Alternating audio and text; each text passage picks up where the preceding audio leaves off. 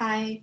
So now we're going to look at the same chart again, but from the lens of the gene keys, and realize that that 1-3 profile that we sometimes, kind of glance at and then not really speak so much about, it's very important, and not only in terms that it's a 1-3 profile, but it's really connected to the specific keys in the sun and the earth, or in the activation sequence, which is the same thing. Like we were saying before, the incarnation cross in human design becomes the activation sequence. And we're speaking here about the sun and the earth in the moment we were born, and the sun and the earth 3 months before, when the soul incarnated in the body. So for the 1-3, and this is of course for all 1-3s, this is not only for this particular 1-3. I like to look at it as the personalities of the house of the I Ching. So the first person, the number 1, the line 1, is in the basement of the house, and it's a kind of creative investigation. It's somebody who really can go deep and might investigate something that nobody has investigated before. That's why it's a creative investigation. Creativity and freshness and what's new go hand in hand. And it's somebody who can feel and seem quite self-absorbed, because it will stay in the basement until it actually knows if something works or doesn't work before it comes out and maybe shows it to the world. But it's not so much about sharing. It's really about that process, about the thrill of your own creativity, of your own self-centeredness in a way, but with this thing that you're creating. And this is also what leads to, the first line looks empowered, feels empowered, because it has created a foundation. It has made sure that it works. And you can feel the groundedness in that first line. And you could also say it's the first chakra. So it's about those basic things, about, survival and about that, the shelter and those things that we build that we really need in order to live and survive. And then the third line, then we could say, is the third chakra, and it's the fire element, and it's in the house of the I Ching. It's the person on the second floor, on the stairs between the first and the second floor, that goes up the stairs, that bumps into somebody, has an experience, that maybe falls down, and then it's robust enough to kind of just like shake off the dirt and then go up again. And it's really a life that has to do with experience and energy. And it's somebody who can, sometimes other people will say, you are always failing. It feels like you're falling more than you're going up, or, you never stay where you always, you come and it's fun, but then you just leave, and it's a person who kind of can be shamed a bit for that way of living. And let's go into the chart and see it from there. Right. So here we have the chart. So we have the first line here in the life's work in the evolution, and the third line in the radiance. And let me see if I can do this. See them better. Right. So here we can see that we have that's what we mean when we say 1-3 is the dot on the conscious side and the dot on the unconscious side, which is the same thing as we have in human design. So here, when we speak about the evolution, it's kind of that sphere. That's the evolution is the place that we always go back to. And I usually say that, we feel like in life we thread back and we come back to kind of similar situations. And sometimes it feels like, why is this happening again? But we have the possibility of threading it with a bit more spaciousness and understanding every time. So for the first line, and that's, a lot of life has to do with the sun and the earth in our incarnation. That's like our incarnation. That's what a lot is about. And then we can thread deeper into the profile, understand more in detail and more in like each part of life. But here it's like the overall theme of life. So we see that this is somebody creative. That's what I was saying about the first line. Someone's here to create, and that life is about the self and the empowerment of the self. That's really the theme of the first line. What can happen in the challenge is to be so self-centered so that we don't include the other, or so self-centered so that we don't want to serve the other because we know it's about our own empowerment somehow, and then it feels unnecessary to serve the other. And this is what would keep the first line in those two gene keys, and many times in the shadows. So the shadow of dominance, knowing that we have this cross of rulership, somebody who's here to rule, so has this gate in the throat that is here to rule and say, I have. And then the 26 in the shadow frequency is about pride, which is, it's a flavor of the ego center, is to be entitled. So what can happen when the first line only is concentrated on this is a man, so if this person is only concentrating on himself, the whole part of being here and the whole part of the Venus sequence, it's about relationships, right?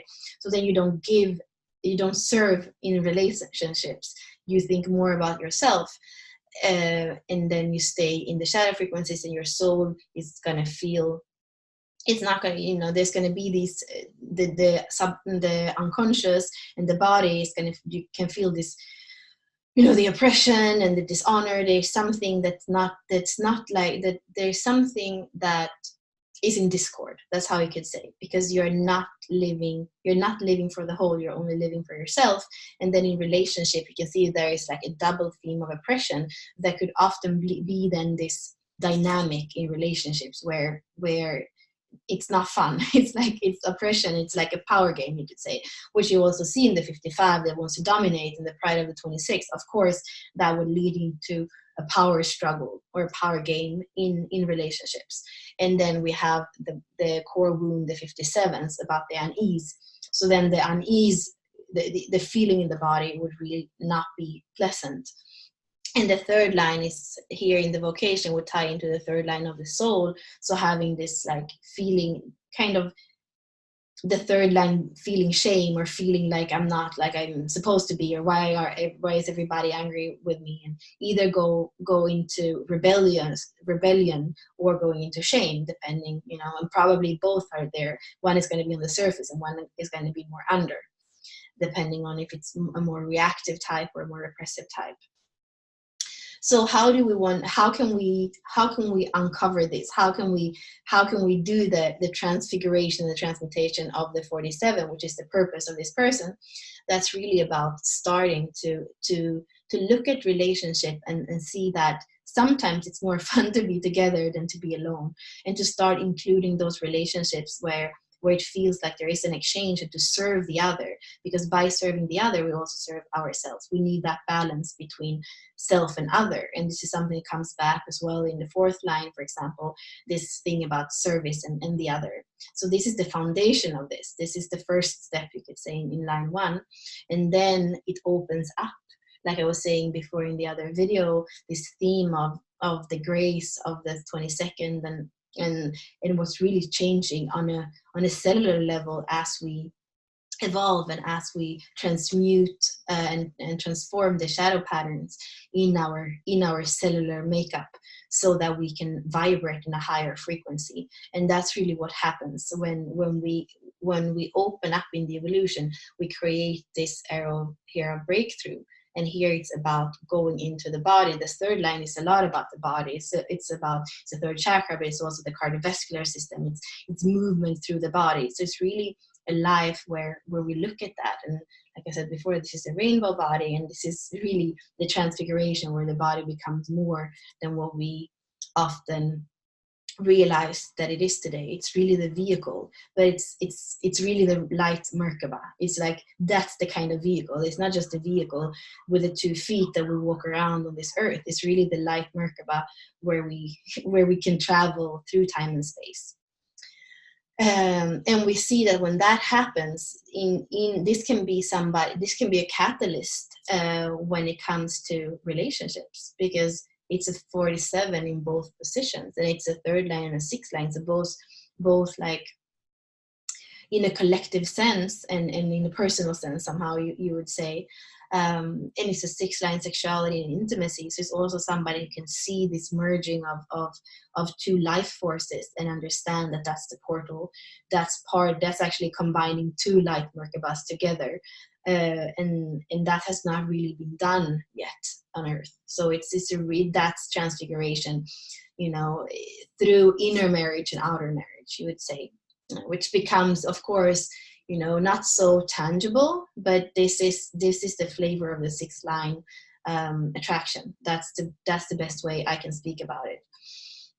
And then when that happens, when these things start happening in relationships by including the other, for this 1-3, then the intuition comes through and actually starts guiding this person's life, because that's the vocation. It's being guided by intuition in this life as a third line soul of experience and energy. So letting that energy guide the energy and the experience, letting that intuition guide everything in life, in a way, because that's what's going to lead to clarity. A third line can be a lot about distraction and kind of checking out when people criticize you, or when people don't approve you, or people don't give you attention.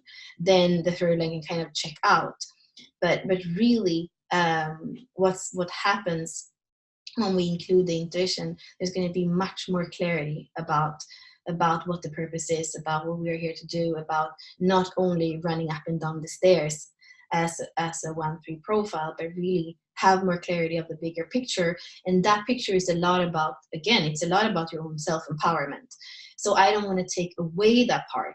It's important for the 1-3 to be self-empowered and to inspire others, because you radiate this empowerment, so that other people know that it's possible to be that secure. But in the shadow frequency, it would be somebody who doesn't find that empowerment, who doesn't find that anchoring. And we can see a third line again in the culture. This is a really beautiful. It's like the 44 is kind of the archetype for the sphere of culture. It's how we come together and create synergies, not hierarchies anymore, but synergies, where everybody is in the right position, that where everybody bring their unique skills, their unique energy, their uniqueness into that synergy. So having that in this culture can be like a role model for this new way of organizing society, organizations, groups. And then the third line having this dynamic understanding how group dynamics work, and how the very relating. I always say that when we look at it from also the mental body, the emotional body, and the physical body, the third line is in the emotional body.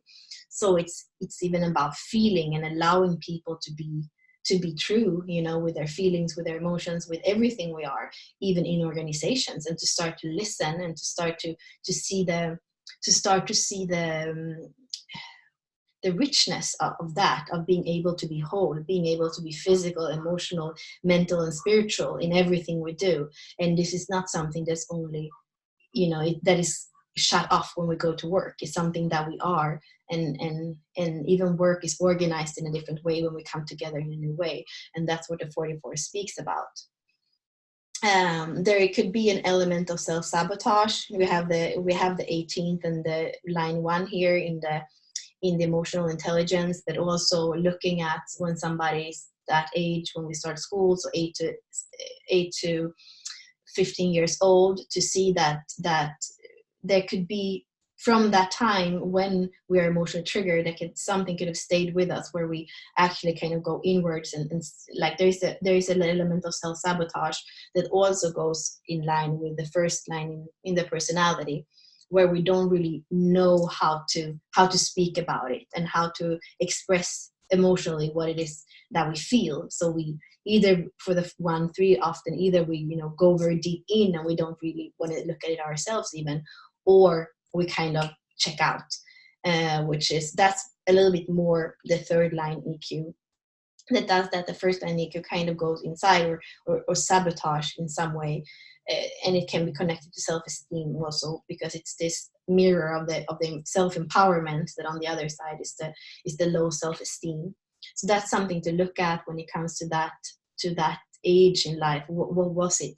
And then also the 18 that kind of points out what's wrong, the judges. So see, like, in that, have a contemplation around this fear in the line in that age, 8 to 15, and see, parents, friends, teachers, where was their judgment, or when did people walk in integrity, and what happened with me when I felt the shadows, when I felt the triggers. We have this very flexible mind, a third line again here, when the mental body is developed from 15 to 21. Somebody that's like really quick in the way of thinking, dynamic again, goes together with the vocation, the culture, like really, being able to use that mind. But the mind can also be used to kind of bypass the trickster, to not have to feel, to not have to go there. So that's something to be aware of.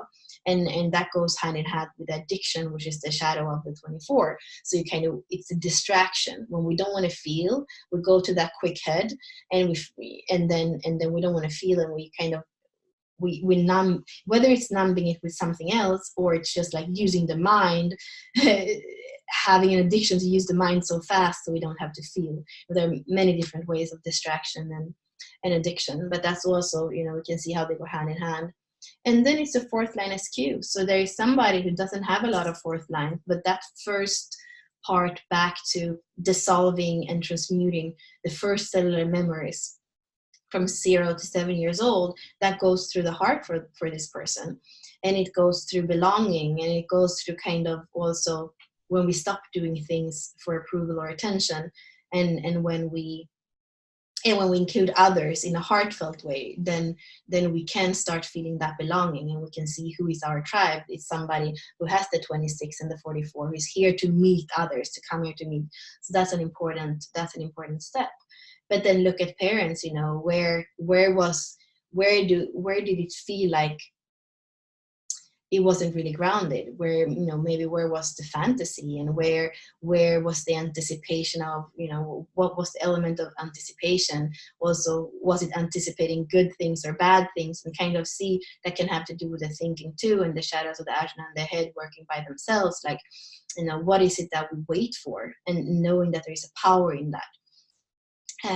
First and foremost, I would say that it's about the heart, that those cellular memories that are in our bodies since we were kids, and the things that we were too young to be able to process mentally or emotionally, are in our bodies. And the way back there to let this melt away, that is through the heart, and that is through sharing with the heart.